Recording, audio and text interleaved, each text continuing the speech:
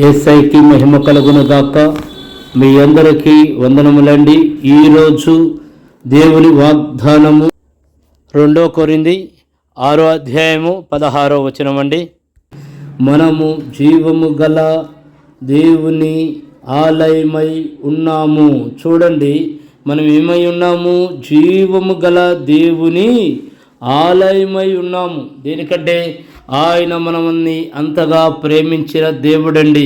కాబట్టి మనము కూడా దేవుడి పట్ల బలమైన విశ్వాసముతో భయము కలిగి జీవించాలి. మనము ఆయన ఆలయమై ఉన్నాము కనుక, దేవుని ఆలయమై మనం ఉన్నాము కనుక మనం ఎంతో జాగ్రత్తగా బ్రతకాలి. దేనికి? మనం చేసే ప్రతి కార్యముని, ప్రతి ఒక్క పనిని మన దేవుడు చూచుచున్నాడని భయంతో మనం జీవించాలి. అప్పుడు యేసయ్య ప్రతి కార్యము మన పట్ల, మన జీవితంలో చేస్తానికి సిద్ధముగా ఉన్నాడు.